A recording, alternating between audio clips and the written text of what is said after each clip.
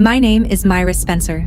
I'm 36, and I've stitched up strangers at 3 in the morning without my hands ever shaking. A year after my divorce, I was finishing a shift near the maternity ward when my ex-mother-in-law spotted me by the elevators. Carol Bishop had a way of smiling that looked like a door closing. She walked right up, smug as Sunday, and said it loud enough for the nurses to hear. "Leaving you was the best decision my son ever made. Now he has a baby boy, with your best friend." 6 years of being called the broken one, packed into a single breath. I didn't flinch. I just looked at her, calm as a flat line, and said, "Is that what you believe?" 5 minutes later, a man neither she nor my best friend expected walked through that door. And the one name nobody wanted written down was about to be read out loud in a courtroom. Welcome back to Calm Drama Stories, where calm women face loud cruelty, and the truth takes its time, but never misses. If a quiet kind of justice is your thing, settle in. Drop a comment telling me where you're listening from, and be sure to subscribe.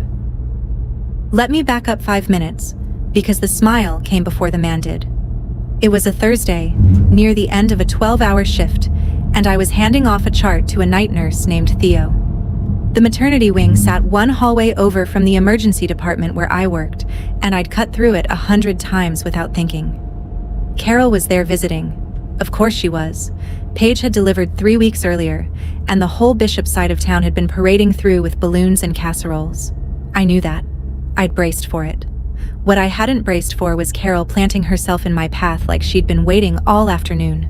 She looked me up and down, taking in my scrubs and my tired eyes, and her chin lifted. That was when she said her piece about her son and his baby boy and my best friend. Theo went still beside me. A passing aide slowed her steps, and I felt my own thumb find the thin gold watch on my wrist, the one that had belonged to my grandmother, and press against its face the way I'd done since I was a girl, waiting out something I couldn't change yet. I didn't raise my voice. I'd learned a long time ago that the loudest person in a room is rarely the one holding the truth. "Is that what you believe?" I asked her again, softer this time. Carol blinked, thrown by the calm. She'd expected tears, or rage, or at least a flinch. She got none of it. And somewhere down that hallway, a set of automatic doors hissed open, though I didn't turn to look yet.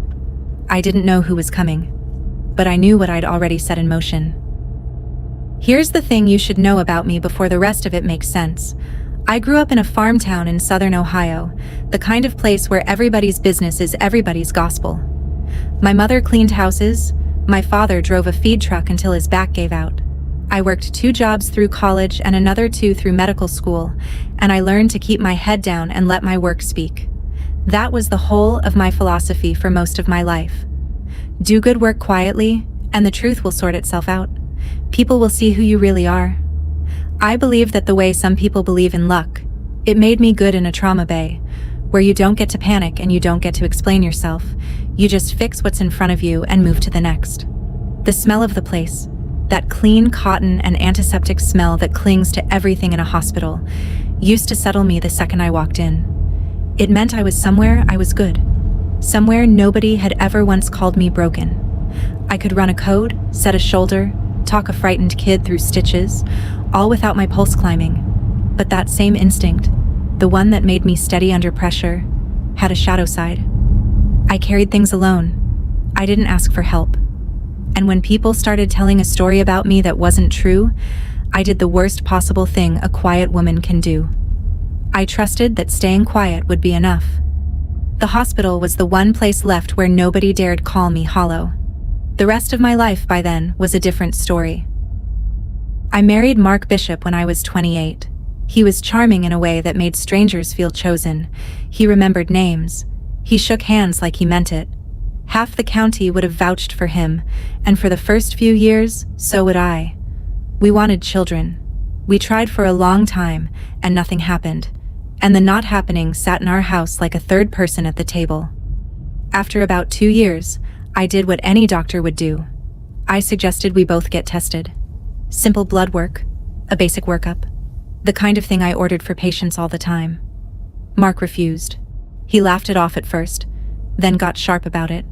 He said Bishop men didn't have those problems. He wrapped it in a little speech about faith, about how we should leave it in God's hands. I pushed once. I pushed twice.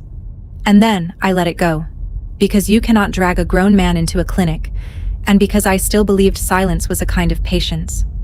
I went and got tested by myself. My results came back completely normal. I remember sitting in my car in the clinic lot, reading the paper, relieved and confused at the same time. If it wasn't me, then what was it? I didn't have an answer. I couldn't force one. And the longer I went without one, the easier it became for the people around me to write their own. By then, Mark had already started saying things, quiet things, to his mother first. That maybe the problem was me. That maybe I just couldn't. I didn't know yet how far a quiet lie can travel when the right person decides to carry it. Carol Bishop ran the women's circle at her church the way a general runs a campaign. She'd buried her husband young and raised Mark alone, and somewhere in those hard years she'd decided her son was proof she hadn't failed. He was perfect, because he had to be. If he wasn't, then what had all that sacrifice bought her? So when Mark whispered that the trouble was probably me, Carol didn't question it for a second. She picked it up, and she ran. It started small. A sympathetic sigh at a potluck. A hand on someone's arm. A lowered voice. Poor Mark. He wanted children so badly. Then it grew teeth. At a church supper that fall, she introduced me to a visiting pastor's wife with a look of practiced pity. "This is Myra," she said. "My daughter-in-law. She's a doctor, you know. Such a shame about the children." The woman gave me a sad, knowing nod, and I understood that whatever story had been told about me, it had already arrived ahead of me. I stood there in my good dress holding a paper plate, and Carol patted my hand like I was the one who needed comforting. Then she said the thing she'd go on saying for years, the thing she said the way other people say grace. Some women just aren't built for it. She smiled when she said it. She believed it. That was the worst part. She wasn't being cruel on purpose. She was repeating what her son had handed her, polished and certain, and she had no idea the words were a lie wearing her own voice. I drove home that night and didn't say anything to Mark. I should have, but I was still waiting for the truth to sort itself out. Paige Dolan had been my best friend since we were 15. We met in a high school chemistry class and stayed close through everything that came after. My move away for school, her string of jobs that never quite stuck, 2 states and a dozen years. She was the one I called when my father died. She stood up at my wedding in a green dress and cried during my vows. So when the church talk started getting to me, Paige was who I leaned on. She'd come over with wine and let me vent, and she always knew the right thing to say. Or so I thought. Looking back, every comfort she offered had a hook in it. "You're so accomplished, Myra. Maybe that's just not your path. Mark adores you. Don't let his mother get in your head. You don't need a baby to be whole." Kind words, all of them, but they always landed on the same bruise. They always reminded me of the thing I supposedly lacked. I didn't notice then how often her eyes drifted to Mark across a room, or how she'd started knowing things about his schedule that I hadn't told her. I was too busy being grateful to have one person who didn't seem to be judging me. She'd sit on my couch in my own living room and tell me I deserved better, and I'd nod, never once thinking she meant she deserved my life. People like Paige don't take what's yours all at once. They borrow it, piece by piece, until one day you look up and it's gone, and they're standing in it like they were always meant to. I trusted her completely. That was the second mistake I didn't know I was making. Mark filed for divorce on a Tuesday. I came home from a shift to find a manila envelope on the kitchen counter and his closet half empty. He didn't even wait to tell me himself. By the weekend, he'd moved into Paige's apartment across town, and the story had already been written for me. The version going around was tidy and cruel. Myra was cold. Myra was married to her job. Myra couldn't give him children, and a man wants a family, doesn't he? Carol made sure every pew heard it. Paige, my Paige, said nothing to correct it. The 2 people who'd known me longest let me become a cautionary tale, and I didn't fight it, because fighting felt like proving them right. I didn't post a word online. I didn't call a single person to defend myself. I went to work the next morning and set a teenager's broken arm and told him he'd be fine, and he was. And that felt like the only true thing I did all week. If you've ever swallowed a lie about yourself just to keep the peace, to keep a family, a friendship, A reputation you'd spent years building. Then you know exactly what that tastes like. It tastes like blood you're not allowed to spit out. Stay with me here, because this is where I started to understand something. The peace I was keeping so carefully wasn't even mine to keep. It belonged to the people lying about me. They were the ones who needed me quiet. Comment truth, if you've ever been there, and keep watching, because the silence didn't last. I want to tell you about the day a hospital board taught me that some things are worth getting loud about. The story stopped being about my marriage the day it walked into my hospital. I'd been in line for years to lead the emergency department. I'd built the trauma protocols half the county now ran on. The job was as good as mine, and everyone knew it. Then the whispers found the credentialing committee. Not the truth. There was no truth to find, just the shape of it. Dr. Spencer's personal life is unstable. There are questions about her judgment. Did you hear about the divorce? About what her husband's family says? One board member, a man who golfed with Mark's uncle, started asking pointed questions about my fitness to lead under stress, as if I hadn't spent a decade staying calm while people bled out on my table. When the position was announced, it went to someone with half my hours and none of my protocols. They told me I was a strong candidate. They told me it was a difficult decision. They did not tell me the real reason, but I'd grown up in a small town. I knew the sound of a verdict dressed up as a compliment. That was the night something shifted in me. A lie about my body had cost me my marriage, and I'd let it, because I thought enduring it was the decent thing to do. But now the same lie was reaching into the one place I'd never let anyone touch. My work, my name, the thing I'd bled for.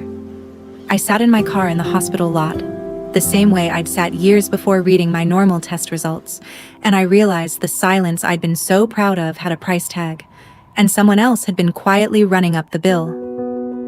A nurse I trusted gave me the name of a lawyer named Ruth Calloway. Ruth's office was above a hardware store, and she had reading glasses pushed up into gray hair and a way of looking at you like she was already 3 moves ahead. I told her everything: the marriage, the church talk, the board, the job I'd lost. She listened without interrupting, which lawyers rarely do, and when I finished, she set down her pen. "What you're describing might be defamation," she said. "Maybe false light. But I won't lie to you. It's hard." She laid it out plainly. To win, we'd have to prove 3 things: that a specific false statement had been made, that it had been spread to other people, and that it had caused me real, measurable harm. "The harm part you've got," she said. "A lost promotion is a number. A salary is a number. That's the easy part." I sat there turning my grandmother's watch around my wrist. "And the false part?" Ruth looked at me over her glasses.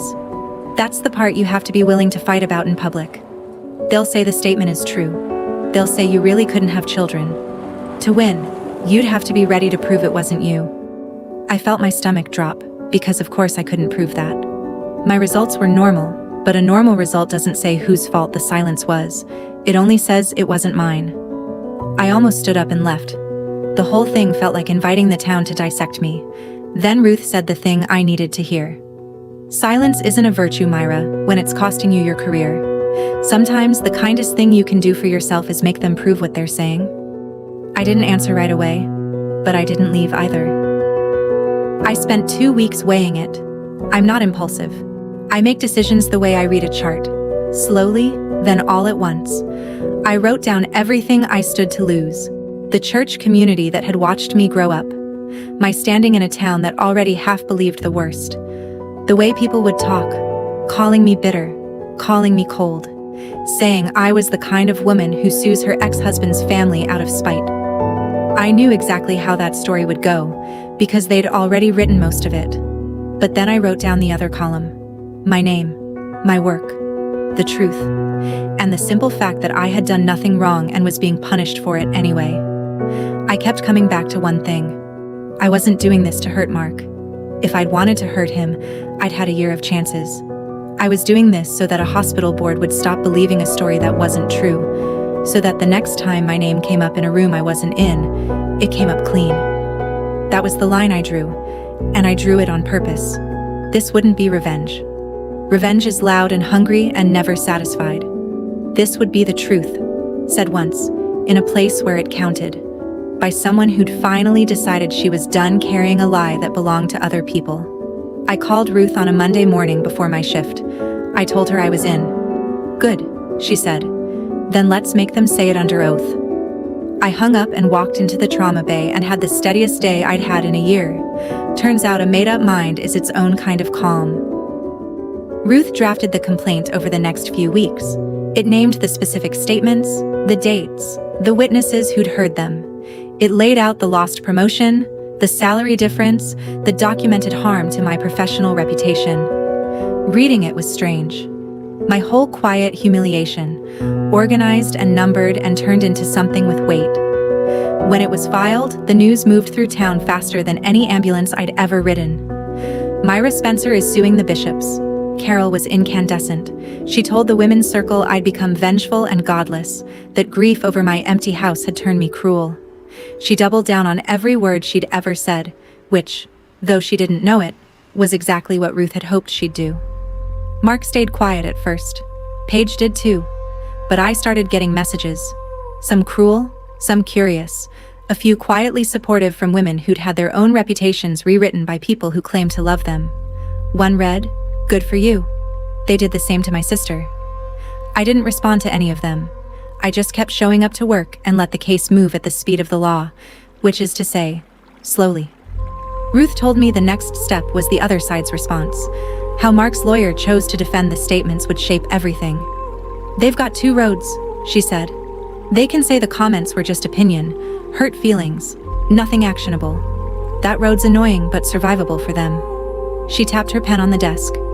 "Or they can plant their flag and say the statements were true, that you really were the reason. That road is the one I'm praying they take." I asked her why. She smiled like a woman who already knew the answer. Because then they have to prove it. And to prove it, they have to open a door. They took the second road. Of course they did. Mark's lawyer filed a response that planted the flag exactly where Ruth had hoped. Their defense, in plain English, was that the statements about me weren't defamation at all, because they were true. I really had been the reason the marriage produced no children. The fault, they argued on paper, was medical, and it was mine. When Ruth called to tell me, I could hear something close to delight under her steady voice. "They just said the magic words," she told me. "Truth is a defense, but here's what they didn't think through." She let it sit a beat. "To prove the statement is true, to prove you were the infertile one, they'd have to put both of your medical pictures in front of a court. Now, I won't oversell it. Reproductive records are about as private as records get, and no judge hands them over lightly. We'd still have to convince the court it's relevant and narrow. But they just argued, under oath, that the cause was definitely you. They can't make that claim and then refuse to let anyone look at him. That's the crack. It's not a door swinging open. It's a crack. I can work with a crack." I sat down slowly at my kitchen table. "Meaning?" "Meaning," Ruth said. "They just put Mark's own fertility in play. He spent years hiding behind it was her. By swearing to it in court, he may have handed us the reason to finally ask about him. No promises, but it's the best opening we've had. For 6 years, I'd been the one whose body was up for discussion at potlucks and prayer circles, and in trying to make that official, in trying to win by saying it loud in court, the bishops had done the one thing none of them had ever been willing to do. They'd opened the door to looking at Mark. I thought about him refusing the tests all those years ago. The sharp little speeches. The way the subject had always slammed shut whenever it turned toward him. I didn't say anything to Ruth yet. But a thread I'd buried a long time ago had just twitched, and I felt it move. That night I couldn't sleep, so I did what I always do when something won't sit right. I went back through the timeline in my head, slow and careful, like reading an old chart for the thing you missed the first time. And there it was, 7 years back. A morning early in the marriage when Mark had driven up to the city alone for what he called a routine physical. He'd been gone all day. He came home different, quiet in a way that wasn't like him, short with me over nothing, and he'd poured himself a drink before dinner, which he never did on a weekday. I'd asked if everything was okay. He'd said the doctor was a quack, and the whole trip was a waste, and he changed the subject so hard it left a mark. And here was the part that kept me staring at the ceiling. After that day, he never mentioned getting tested again. Not once. Before the city, he'd at least pretended to take the question seriously.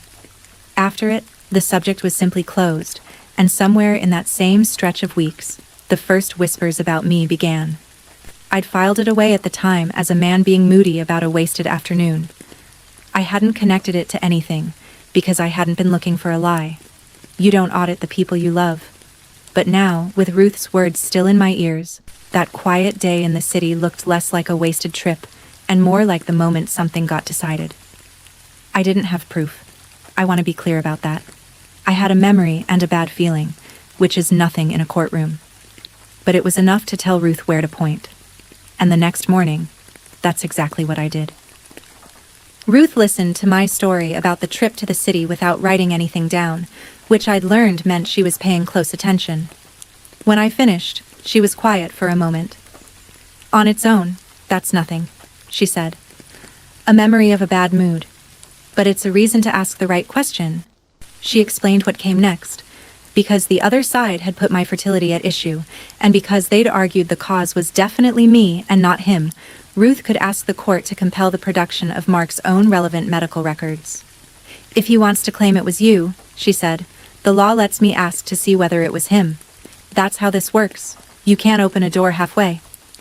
She filed the motion the following week. Mark's lawyer fought it hard, and I understood then that I'd touched something real, because nobody fights that hard over nothing. They argued privacy. They argued relevance. They argued anything that might keep that one folder closed. The hearing got scheduled, and I had to sit with the not knowing, which for a person like me is its own special torture. I'm used to ordering a test and getting an answer. This was different. This was asking a judge for permission to even look. I went back to my shifts and set bones and read scans and tried not to think about a folder I'd never seen, sitting in some city clinic's archive that might say everything or might say nothing. Ruth told me to be patient. Courts move slow on purpose, she said. It gives the truth time to stop being scary. I wasn't scared of the truth. I'd never been scared of the truth. I was scared they'd find a way to keep me from it. Before the judge would rule on the motion, Ruth needed me to sign a verified complaint, a sworn version of everything, each statement, each date, each witness, attested to under penalty of perjury. She set it on the desk between us, a thick stack with little colored tabs marking every place my name went. Read all of it, she said, then sign only what you know is true. So I read it. Every line. The potluck. The pastor's wife. The exact words Carol said at the church supper. The ones about how some women just aren't built for it. The board meeting. The salary I lost. Reading my own quiet years laid out in numbered paragraphs did something to me. It made the lie look as flimsy as it actually was. I picked up the pen Ruth handed me, and I noticed the smell of the room. Not the clean antiseptic of my hospital, my old hiding place, but paper and ink, and dust from the hardware store below. For years, that hospital smell had meant safety, the one place no one called me hollow. Now here I was, somewhere else entirely, somewhere I'd had to walk out into the open to reach, and I wasn't hiding anymore. I pressed the pen to the line. The thin gold watch slid cool against my wrist as I wrote, and I thought of my grandmother, who used to say that patience isn't waiting, it's knowing the right moment when it comes. This was the moment.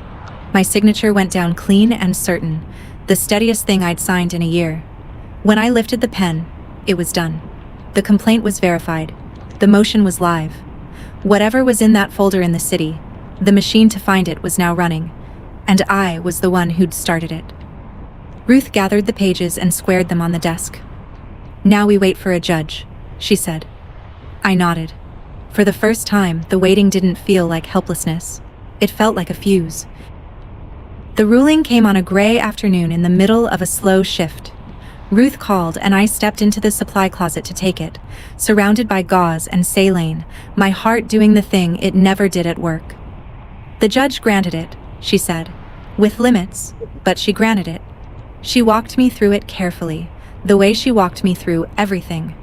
Because the defense had affirmatively claimed the infertility was mine, the court found that Mark's own relevant fertility records had become, in the judge's words, presumptively discoverable. Not automatically public, not a free-for-all. The records would be produced under a protective order, reviewed first by the lawyers and the court, used only as the case required. "It's not a guarantee of anything," Ruth said, ever careful. "We don't know what's in the file. Maybe there's nothing, but they can't keep it shut anymore." I stood in that closet and let out a breath I felt like I'd been holding for 7 years. Across town, I later learned, the news landed very differently. Mark's lawyer reportedly asked for a private meeting the same day. Carol called Ruth's office twice and was told politely that the attorney couldn't speak with her. And for the first time, the people who'd spent years deciding what was true about my body went a little pale at the thought of a court deciding what was true about Mark's. I didn't celebrate. I want you to understand that. I didn't text anyone, didn't smile to myself in the mirror. I finished my shift, charted my patients, and drove back to my apartment alone. But that night, I slept the whole way through for the first time in months, because I knew the folder was coming. And I knew that folders, unlike people, don't know how to lie. The first sign that something was wrong on their end didn't come from Mark or Carol. It came from Paige. She texted me out of nowhere after a year of silence. "Please don't do this. Think about the baby." I read it 3 times. We hadn't spoken since the divorce. She'd taken my husband and my life and never once reached out. And now suddenly she was begging me to stop a lawsuit that, on its face, had nothing to do with her. That was the part that snagged. The suit was between me and Mark and Carol. It was about words said about my body, about a job I lost. Why would Paige, who'd supposedly won everything, be frightened of it? Why would a woman holding the baby and the husband and the house be texting her ex-best friend at midnight, asking her not to dig? People who beg you to stop digging usually know what's in the ground. I'd learned that the hard way over the past year. I didn't answer her. I just sat with the question, turning it over, feeling the shape of something I couldn't see yet. Here's what I'd figured out by then, and what I want you to hear if you've ever been the calm one in a storm. The people most afraid of the truth are rarely the ones it's supposed to land on. I wasn't angry at Paige. I was curious. Bone deep, wide awake curious. If a quiet woman finding her spine is your kind of story, hit subscribe so the next part finds you, and tell me in the comments where you would have stopped. Because I almost did. Twice.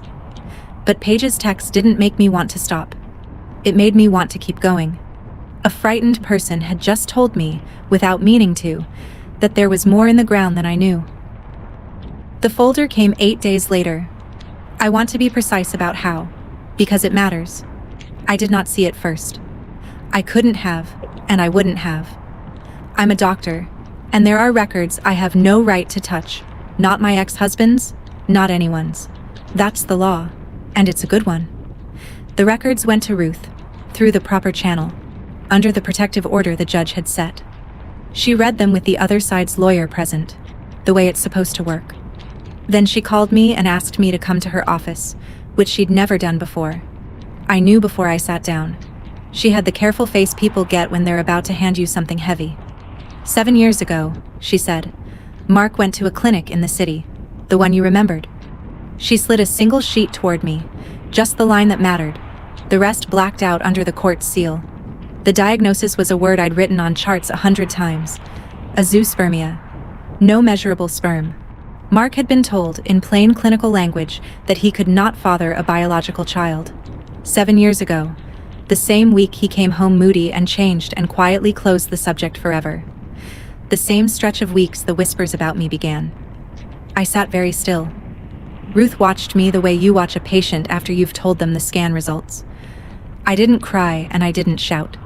I just felt something enormous and quiet rearrange itself inside me, like a bone going back into joint. For 6 years I had been the broken one, the barren one, the shame of the Bishop family, and the man who'd let an entire town believe that had known, the whole time, that the empty house was his. I drove home with that single sheet of paper folded in my bag, and I didn't turn on the radio. I expected to feel triumphant. I'd braced for that, even worried about it, because I didn't want to become a person who's happy about someone else's ruin. But triumph never came. What came instead was something stranger and sadder. Grief, almost. 6 years of my life had been spent absorbing a wound that was never mine. every pitying look at church, every "some women just aren't built for it." Every night I'd lain awake wondering what was wrong with me, what I'd failed to give, why my body had supposedly betrayed the marriage. All of it had been a story Mark wrote to cover a truth he couldn't face about himself. He'd handed his shame to me and let me wear it in public for years, and his mother had pinned it on with both hands. I sat in my car in the lot outside my apartment, the way I always seem to end up sitting in cars at the turning points of my life, and I said something out loud to nobody. The same thing I'd said to Carol in that hospital hallway. "Is that what you believe?" Only now I understood what I'd been asking all along. I'd asked it of a woman so certain I was broken.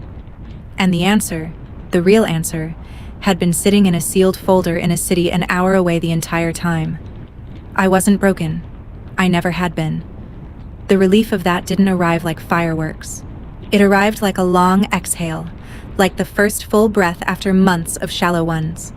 And underneath it, a new question was already rising, one I couldn't push back down.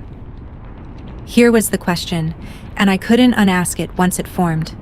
If Mark could not father a child 7 years ago, if the clinic was right, if the diagnosis held, then the baby boy Carol had bragged about in that hallway, the son Mark was parading through the maternity ward, the child he'd left me to go make with my best friend, could not be his. The arithmetic was brutal, if not quite simple. A man with that diagnosis almost never fathers a child the natural way.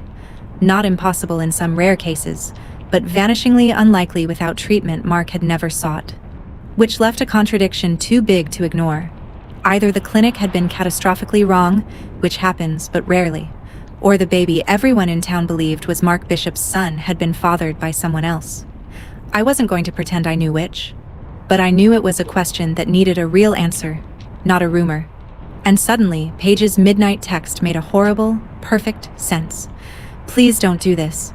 Think about the baby." She wasn't worried about my lawsuit hurting Mark's feelings.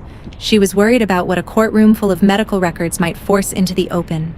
Because Paige knew something the rest of the town didn't. She knew whose baby it actually was. I want to be careful here about what I did and didn't do, because it matters to me that I did this right. I did not go digging into the baby's records. I had no right to, and I wouldn't have. The child was innocent in all of this, and I have never once wished that child anything but well. What I had was a contradiction, sitting in plain sight, created entirely by the bishop's own defense. They'd sworn the infertility was mine. The record said it was Mark's, and a healthy baby boy across town said someone was lying about something much bigger than a marriage. I called Ruth. "I think there's more in the ground," I told her. She didn't even cough. "Then let's let the court find it, not us. The court." The man who'd walked into the hospital room that day, the one I told you about at the very start, had a name. Daniel Reyes. I didn't know him then. I learned about him the way I learned everything in this story. Slowly, properly, through the channels that don't lie. It turned out that during the months Paige and Mark were getting together, while Mark was still telling the world his wife was the broken one, Paige had been involved with someone else too. Daniel. A quiet man, by all accounts, who'd been led to believe the relationship was more than it was. When she chose Mark, Paige had cut Daniel off completely, blocked his number, never told him she was expecting, never breathed a word about a due date or a hospital. She'd gambled that he'd simply disappear, that he'd never connect the dots. But the timing hadn't sat right with him, and he'd kept asking quiet questions of the few people they'd both known. That very morning, one of them had let the hospital and the date slip. So he came, to see the child he suspected was his. And the moment he stepped through that door, the one person she'd been so sure would never find her, Paige's face drained of every drop of color. That's the picture I want you to hold. Carol, smug by the elevator, certain her son's perfect life had proven me worthless. And 5 steps behind her, walking into the maternity room, the living proof that the perfect life was built on the same kind of lie they'd buried me under for years. I didn't engineer that moment. I didn't even understand it when it happened. I just smiled at Carol and asked if that was really what she believed. And then a door opened and a stranger walked through. and a whole house of lies started quietly coming down without my lifting a hand. Daniel, it would turn out, had questions a court could answer, and in a town where everyone had been so sure they knew the truth about my body, the truth about everyone else's was about to get its day. Mark knew. That's the thing I keep coming back to, the thing that turns this from sad to unforgivable. He'd known for 7 years that he couldn't father a child. So when Paige got pregnant, he knew, with absolute certainty, that the baby wasn't his. And he took it anyway. He stood up in front of his mother and his church and his whole small world, and let them believe he'd made a son. The son his barren first wife had failed to give him. He used a child that wasn't his to complete the story that had destroyed him. Think about the nerve of that. The cruelty isn't even the affair, or the lie about my body, though those are bad enough. It's that he looked at a baby he knew couldn't be his, and saw, first and foremost, a proof of his manhood. The final period at the end of the sentence he'd been writing about me for years. I tried, honestly, to find some sympathy for him. I'm not a hard person by nature, but every time I reached for it, I hit that same wall. He'd had 100 chances to tell the truth and quietly let me go. Instead, he'd built a monument to a lie and put a real child on top of it. When Ruth told me Mark's lawyer had gone quiet, no more motions, no more fight, just a request to discuss resolving the matter. I understood why. Mark wasn't afraid of losing the lawsuit anymore. He was afraid of what the lawsuit would say out loud in front of everyone about the son he'd been showing off. He'd spent 7 years controlling the story, and for the first time, the story was about to get away from him completely. Carol came to see me before the hearing. She showed up at my apartment on a Sunday, in her church clothes, and I almost didn't open the door. When I did, she looked older than I remembered. Smaller. She didn't apologize. I want to be honest about that, because for a moment I thought she might. She stood in my doorway and asked me, in a voice with a crack running through it, to drop the suit. Not for Mark, she said, for the family, for the baby, for the name. And as she spoke, I saw something I hadn't expected to see. I saw a woman who'd been lied to by her own son for 7 years. A widow who'd poured everything she had into one boy and built her whole self around the certainty that he was good. She hadn't spread those cruel words because she was evil. She'd spread them because Mark had handed them to her, polished and certain. And she had loved him too much to ever doubt him. For one breath, standing in my own doorway, I felt for her. She was beaming. She'd been used too. But then she said it again, the line she'd carried for years. Except this time it came out as a plea instead of a pronouncement. Some women just aren't built for it, Myra. Why drag everyone through the mud over it? And I understood that even now, even standing on the edge of the truth, she'd rather protect the lie than let go of it. Sympathy is not the same as surrender. I could see her pain and still refuse to carry her son's shame one more day. Carol, I said quietly, go home. The mud was never mine. She left without another word, and I closed the door, and I didn't feel cruel. I felt finished. Mark's lawyer offered a settlement, a quiet one. They'd pay a sum, issue a private retraction to the hospital board, make my professional record clean again, if I agreed to seal everything and never speak of it. Ruth laid the offer on her desk and watched me. It's a good deal, on paper, she said. You'd get your name back. The board would hear the truth. You could walk away with everything you came for. She wasn't wrong. It was, by the numbers, a win. Everything I'd said I wanted. My reputation, restored. The job, back in play. And all I had to do was let the truth get whispered in a back room, and then locked in a drawer forever. While Carol kept saying her line of church, and Mark kept showing off a son who wasn't his. And the story about the broken document stayed half alive in the corners of town, where private retractions never reached. I thought about it for a long time. Then I told Ruth no, not out of spite. I want to be clear, because the difference matters. I didn't refuse because I wanted to watch Mark burn. I refused because a private truth was just a quieter version of the same lie. For 6 years they'd said it about me out loud, in churches and at potlucks, where everyone could hear. The correction had to live in the same place. Not a whisper, not a sealed drawer. The truth. said once, where it counted, in front of the same people who believed the lie. I'm not going to whisper an apology for a wound you handed me. I told you, I'll say it once, where it counts. And then, I'm done carrying it. Ruth capped her pen and smiled. Then we go to court, she said. Wear something you can breathe in. The hearing was held in the county courthouse on a bright, cold morning. I'd expected to be nervous.